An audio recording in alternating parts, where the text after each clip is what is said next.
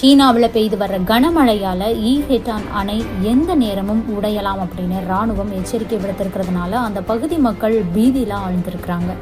இப்போ சீனாவுக்கு என்னதான் ஆச்சு அப்படின்னு கேட்கிற அளவுக்கு சீனாவுடைய சென்ட்ரல் ஹெனான் ப்ரொவினன்ஸ் வெள்ளத்தால மிக அதிக அளவு பாதிக்கப்பட்டிருக்கு. 1000 ஆண்டுகள்ல இல்லாத அளவுக்கு அங்கு அதிதீவிர கனமழை பெஞ்சிட்டு இருக்கு.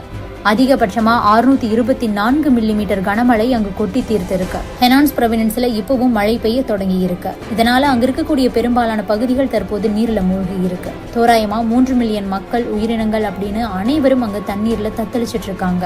30க்கும் அதிகமானவங்க உயிரிழந்திருக்காங்க. இன்னும் இறப்பு விகிதம் அதிகரிக்கும் அப்படின்னு அஞ்சப்படுது.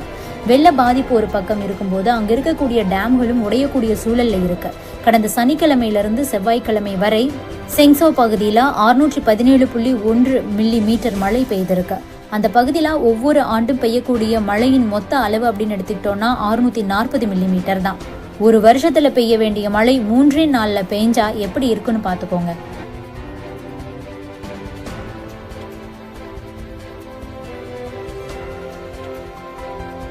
சீனாவை அடுத்தடுத்து இயற்கை பேரிடர்கள் தாக்கி அழிச்சிட்டு இருக்கு.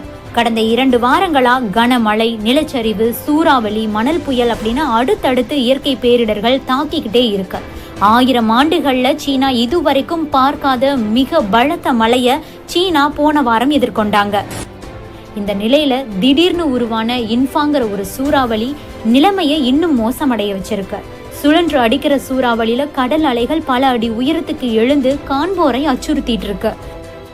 இந்த நிலையில நார்த் வெஸ்ட் சைனாவில் கன்சு ப்ரொவின்ஸ்ல இருக்கக்கூடிய டூன்ஹாங் அப்படிங்கிற இடத்துல சுமார் 350 அடி உயரம் இருக்கக்கூடிய மணல் புயல் தாக்கி இருக்கு.